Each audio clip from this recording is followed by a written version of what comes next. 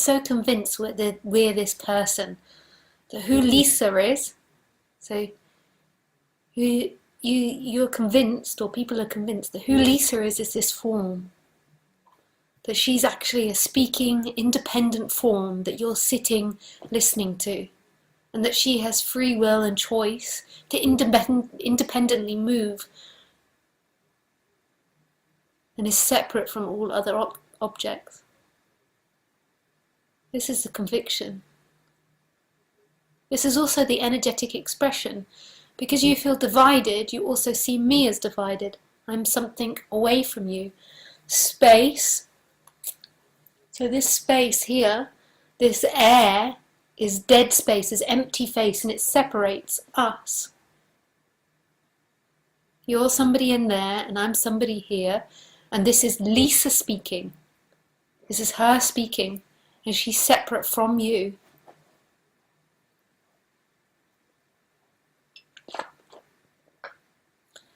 And she can choose to do things. She can choose to behave in a certain way.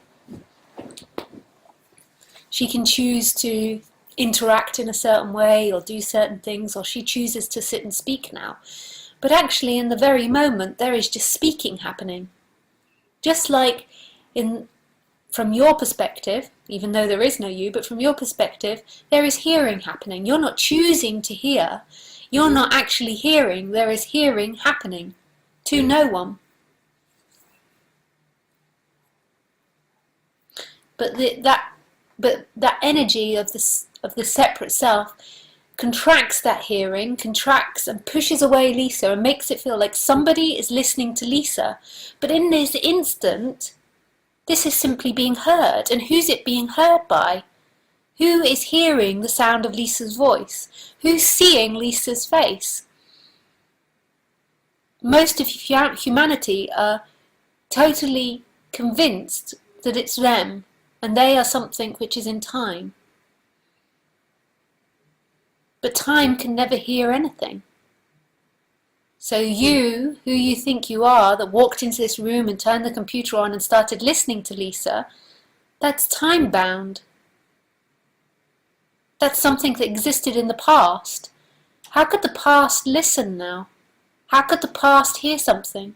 But that's what we're convinced we are. We're a time-bound entity, and we're listening to Lisa.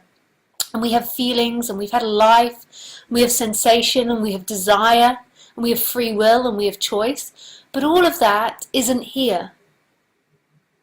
Everything you think about yourself is ethereal.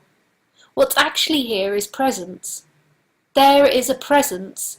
There is something that knows everything. And that something isn't you. Because everything you describe yourself to be, everything you feel yourself to be, isn't here. That's past. So you can never listen. You can simply be an experience appearing. An image, a feeling, a thought. But it's gone as soon as it's appeared. It's not a solid entity. But it becomes so strong, this entity that feels like it's inside the body. It's like an energetic feeling. It contracts, and it contracts the knowing, it contracts the consciousness, it contracts the feelings and sensations, and it makes it feel like something solid is here. Experiencing a separate out there, a separate Lisa. But all of it is appearing in knowing. All of it's appearing in awakeness. Something knows all of this. And that knowing never ends. It doesn't end at the edge of your skin or the edge of your seeing.